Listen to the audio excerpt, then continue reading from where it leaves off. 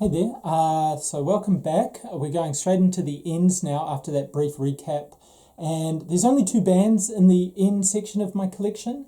And there may be a conspicuous absence of a band that everyone might expect to be in an alternative indie collection. So I'll just do the two bands that I've got and then have an iconoclastic moment and tell you why I don't have a particular band that people might expect, or you might really like and expect to see under the ends. So, starting with The National. Now, I would like to think people know about The National in terms of being alternative indie band, but also since working with Taylor Swift on her folk album, they may have got some attention in some sort of pop crossover. I don't know how big they are internationally. I think they have managed to get quite a lot of attention. That one's called Alligator. That's an early album. The one that I think I would highly recommend is Boxer, and that's a really great album. So from The National, Boxer, we're checking out. It's a dark cover, so it's quite hard to show you. But yeah, so definitely check that one out. And a couple more. So High Violet is probably my other favourite. I don't have to tilt that so much because it's not as reflective. But this is a digipack, obviously. It's a really nice album. What I like about The National, personally, is that they have this kind of rumbling, rolling percussion. And, of course, with the baritone voice, it's got a really, rich, dense, brooding quality to it, but it finds its way to be uplifting at the same time. I mean, it obviously shifts between songs to being very introspective and quite broody and deep, but also there's these triumphant anthemic style songs within The National. So you kind of get that mix. You can be taken on a journey. And that, again, to repeat, as I had before, the whole point of owning an album, and a whole album at that, and not just picking and choosing songs, but committing to listening to an album all the way through, is that you get that journey, you get that sense of highs and lows, deep, personally affecting, and then just lifting, uplifting, almost like a sort of spiritual moment with some of these tracks. So this is another one, which Trouble Will Find, I haven't listened to for a while, but it's the last one I got, I believe. And it is good. I do like it, but it's just been one that I've sort of left there. So that's 4 albums, or Trouble Will Find Me. I should have added that at the end. Trouble Will Find, that could easily have been the title, but Trouble Will Find Me. That makes a little more sense, to be honest. So both of those more recent albums are really good, but if you want to go back, if you've only heard those, go back and have a look at Boxer. Definitely check that out as my favourite.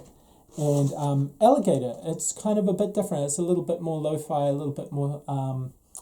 just the early days before they really found their feet. And I'm just checking the date too, because I say these things. 2005 for that one. This is where I get caught out. 2007, so I am correct. A couple of years difference. But the Boxer, tempted to say the Boxer like Simon and Garfunkel or something, but Boxer is a standout album. And then I guess I should start with what would stand out as probably their best album. Aeroplane Over... And this is annoying because it doesn't have it easily on the cover and it won't show it just inside until I open it all up, because I want to give you the title. I will link to it in the description, but this is my bad. In the Aeroplane Over the Sea. In the Aeroplane Over the Sea. So that's a fold out. And that's from none other than Neutral Milk Hotel. It's Neutral Milk Hotel. I might as well hold up this cover, which is a single sheet with a little bit of an illustration on the back. So yeah, this is like old school, beautiful illustration. It gives me a chance to show off some of the artwork here. So that's a gramophone attached to some sort of plane. In fact, I'll show the back of this as well. These are all probably copyright-free images from some kind of archive, but they're really interesting. Neutral Milk Hotel is one of those bands that you could love it or hate it. I really like it, and I read a really good description of it by a reviewer who gave it 5 stars. In fact, on AllMusic, it's got 5 stars from both the All Music reviewer and also the fan base. So it's always good when you see that the fans really like this album. There it is back in its case. And what did he describe it as? Like a marching band on acid. And if that sounds, well, I guess you could sort of get that feeling from some of the surreal imagery that it's captured and put on the covers and stuff.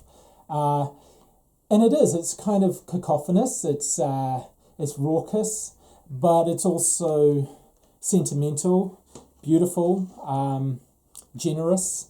The lyrics are interesting. Some criticism or slight criticism is it feels impenetrable in terms of the lyrics. They're quite surreal. But the musicality of it, I find, really joyous and uplifting, if not kind of crazy. So check it out. It's it's well worth listening to and see if you like it. And of course, some people don't like his voice, and I've mentioned that before. If you don't like someone's voice, how are you going to get into the music? You can train yourself to get used to it and really subject yourself to it, as it were, until you go, oh, okay, I get it now. But it's not a beautiful album. It's just an interesting album. And finally, this is another Neutral Milk Hotel album. There's only 2 of them, so I've got both of them on Avery Island, and that's worth having as well. But it's probably not the same as Aeroplane Over the Sea, so definitely go for that one. And that's it for the ends. And which band do you think I should have in the ends? Well, a lot of people would ask, where's Nirvana? I mean, Nirvana, alternative indie. Could there be a greater alt indie band than Nirvana? I mean, obviously under the genre of grunge, I would assume that really fits the alt indie scene quite well. I'm not a big Nirvana fan. I appreciate them. I don't hate them.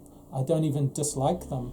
I listened to them a lot in the 90s, and I just don't feel I need to hear them again.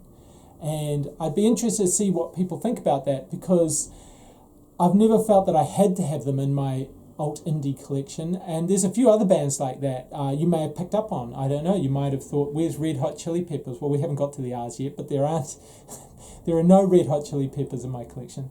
There's certain bands that come from the 90s that I just heard so much that I ended up having no real interest in them. And I sort of wanted music that, when I put it on, I'm surprised by it. And of course, Smells Like Teen Spirit, I'm not surprised by it. I know what it sounds like, I know what it is, I know what it's about. And it doesn't really take me back in a way that would be nostalgic for me. Although I know some people have discovered them, and some people would carry them through to now as being an important band for their youth. But for me, no, I was more into Britpop, and I've already talked about that. The grunge scene came along and sort of, was in competition in Britain, I guess, for the attention of the youth there. But of course, took off huge in America. And I've heard Pearl Jam, of course, and Soundgarden, and Alice in Chains, and all those bands. But I never really owned them. They were everywhere, so I didn't feel I needed to have them as a part of my collection. I didn't have them and get rid of them. I'm thinking back on that. No, I just didn't really go out of my way to get them. By then I was more into, like I say, Britpop, but also techno, Aphex Twin, people like that. So I wasn't really a Nirvana fan, to be honest. But there was no way getting around it. They were everywhere in the 90s for a relatively short period of time, I guess. So that's it. That's the end. Not much, but hey, if you've got a comment, please leave one and let me know what you think. And we'll just move on to no O's in the collection. P's come next, and I'm going to have to split that into 2. So please come back and have a look at the P